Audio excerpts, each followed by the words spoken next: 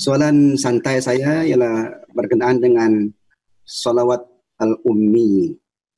Biasanya kalau dalam membaca kunut subuh diakhiri dengan salawat al-ummi. Dan ada juga ulama menganjurkan banyak bersalawat di hari Jumat, malam Jumat, dan dianjurkan membaca salawat al-ummi. Contohnya Allahumma shalli ala sayyidina Muhammadin abdika wa rasulikan nabil ummi wa ala alihi wa sahbihi wa sallam taslima. Apakah hikmat ataupun rahsia mengamalkan salawat al-ummi ini, Ustaz? A'udzubillahi minasyaitonirrajim. Innallaha, sesungguhnya Allah, wa malaikatahu, malaikat, yusalluna 'alan nabi, berselawat kepada nabi.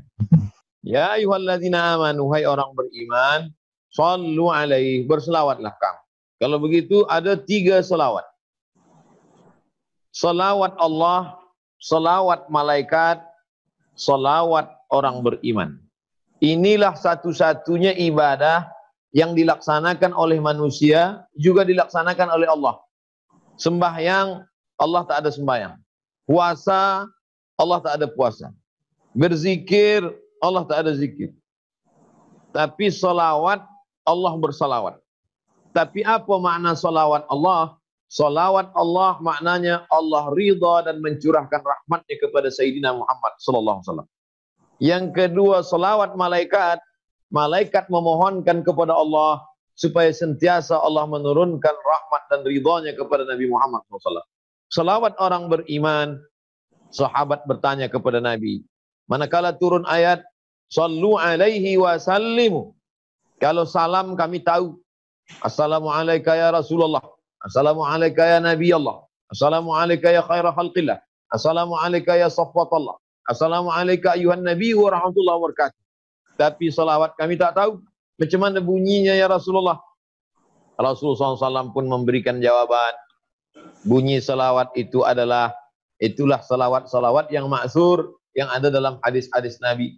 Yang kadang biasa kita baca Allahumma salli ala Sayyidina Muhammad wa ala ali Muhammad kama sallaita ala Ibrahim wa ala ali Ibrahim, yang disebut dengan salawat Ibrahimiyah, karena di dalamnya ada menyebut Nabi Ibrahim.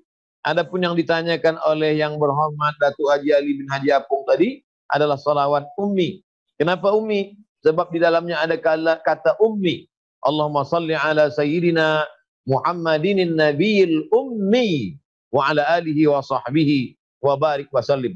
Kita baca pada sembahyang subuh kunut, penutup kunut.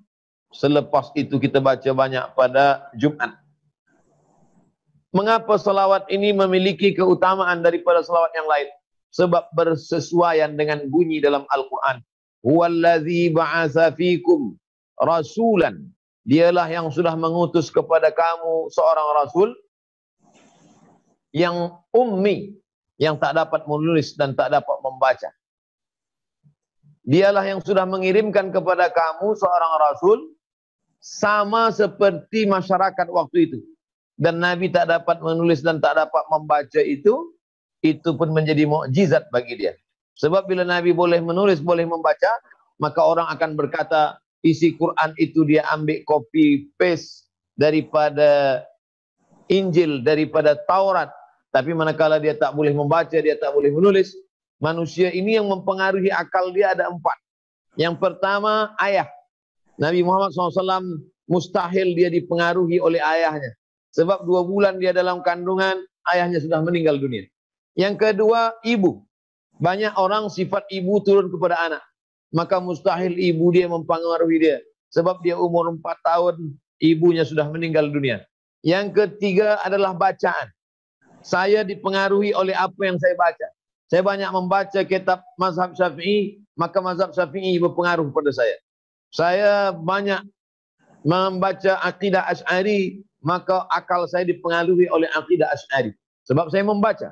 Nabi SAW tak boleh membaca. Maka tak ada bacaan yang mempengaruhi akal dia. Yang keempat adalah lingkungan. Nabi lingkungan dia peminum khamar, pezina, pemabuk, pencuri, penipu. Tapi lingkungan itu tak mempengaruhi dia. Dia macam daging ikan yang tetap tawar walaupun duduk, berenang, tinggal di tengah laut yang masin. Maka Nabi SAW akal dia tak dipengaruhi oleh empat.